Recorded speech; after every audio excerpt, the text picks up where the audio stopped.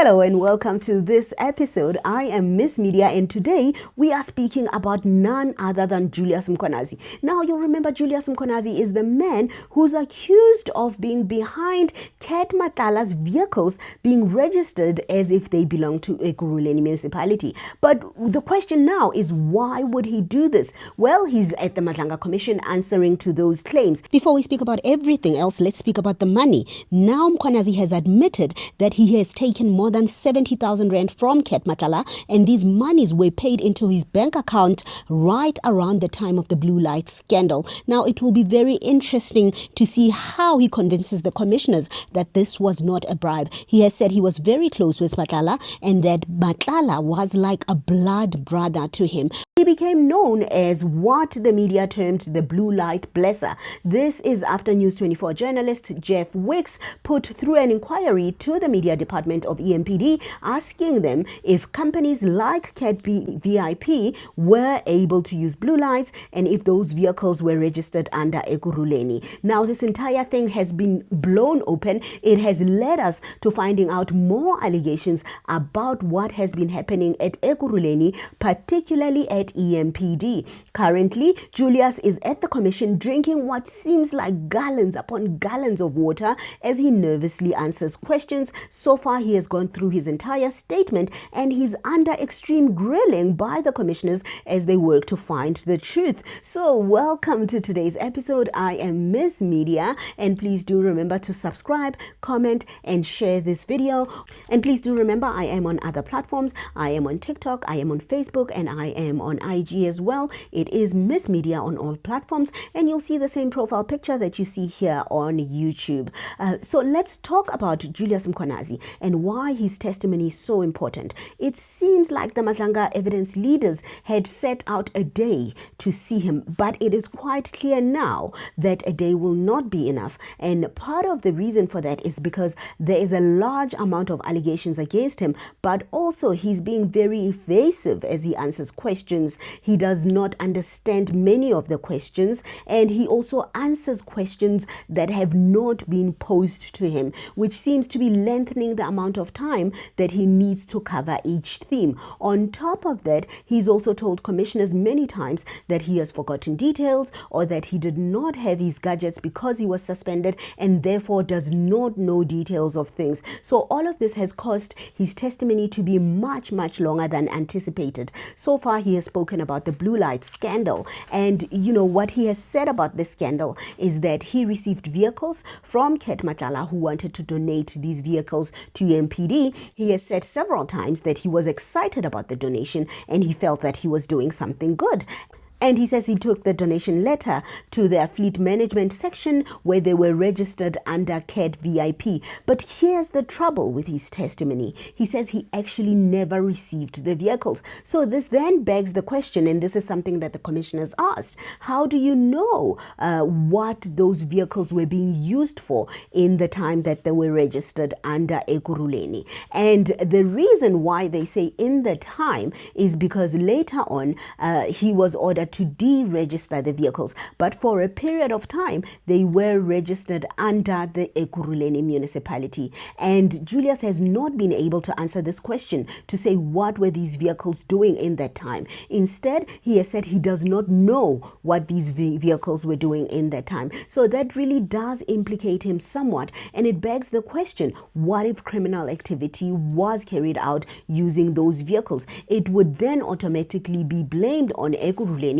because in that time the vehicles would have belonged to Ekurhuleni. So that is definitely quite a big gap in his testimony. But also there are several emails and letters that he has really questioned. First of all, he said that there was an operational plan when they had one of their events at EMPD where Cat VIP would have been invited to perform some duties there and to escort the mayor, which they did do. However, the chief of EMPD, who is Jabulani Mapi, Mapiyeye questioned this only a day later and wanted to know where the additional security came from, and Mapiyeye sent several emails, with one eventually landing on Mkhwanazi's desk asking who those people were. Now, here's the challenge. According to Mkhwanazi, there was an operational plan, and Mapiyeye knew about this operational plan. That would mean that Cat VIP would be involved. However, it seems that Mapiyeye did not know, and Mapiyeye actually imposed a time limitation as to when Mkhwanazi had to respond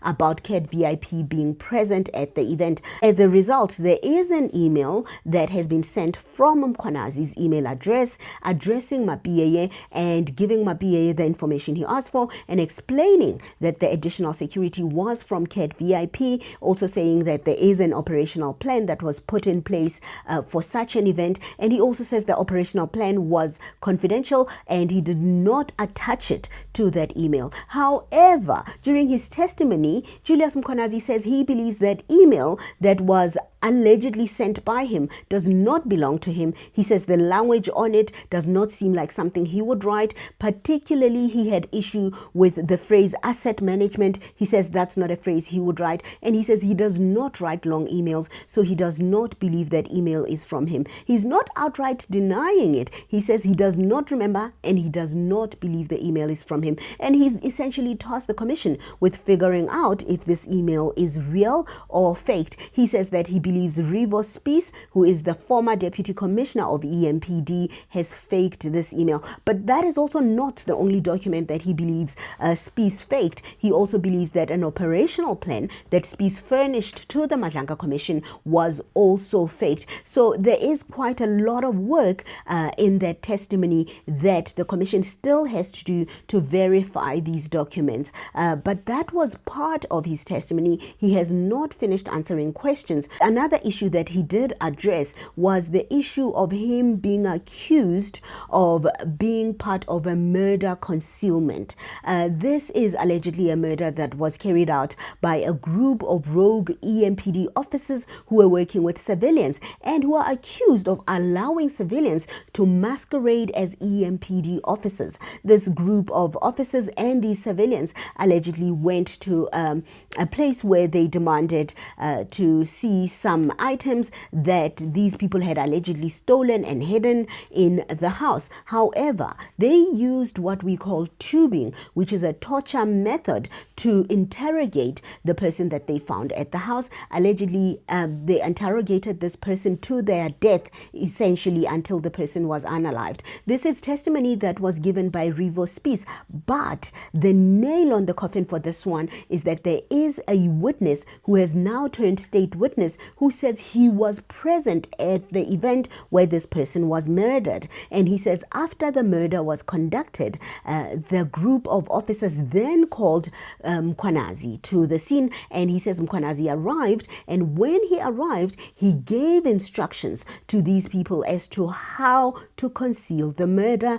And he says Mkhwanazi instructed them to throw the body into a river, which he says he himself, the witness that is, took the body and threw it in a river. He says he was being followed and he was being trailed as he went to the river. He says he threw it right on the edge of the river, which actually led to the body being discovered the following day. However, where Mkhwanazi now has a problem is that he's implicated in all of this. Of course, you would expect that he would not place himself at the scene, but in fact, as part of his testimony, he has placed himself at the scene. He has said he was there, but he says he was called by one of the private security companies to arrive at the scene, and he says the security company had told him that it is a success and he should come and see this success. And he says the security company had actually even requested him to bring the media. However, the challenge with this, and he hasn't been asked, but the challenge with this is that according to the witness and according to Rivo Spies, this all happened in the early hours of the morning. So it would be quite interesting why they would ask for the media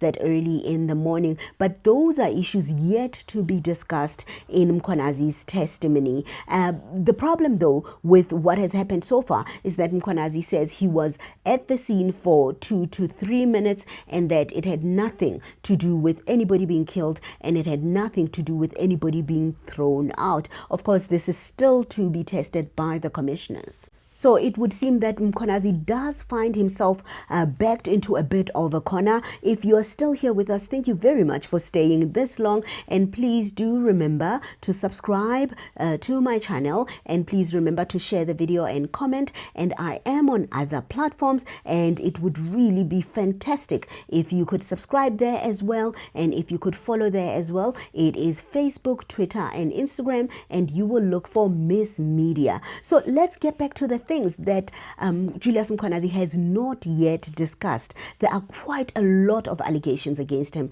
There are allegations that he maybe led or was part of a campaign that targeted the head of media at Ekurhuleni Metro Police Department, who is Kilebogile Tepa. Tepa claims that she was attacked twice because of work, and that the people who attacked her promised that they would kill her if she does not stop behaving the way she's behaving at work. So that is an issue that Mkhwanazi still has to answer to. Mkhwanazi is also accused of promoting 55 people without permission while his boss Jabulani Mapiyeye was on leave, so he still has to answer to that. He still has to answer to the huge salary increase of around 200,000 rand a year that he received after he requested it from former city manager Imogen Mashazi.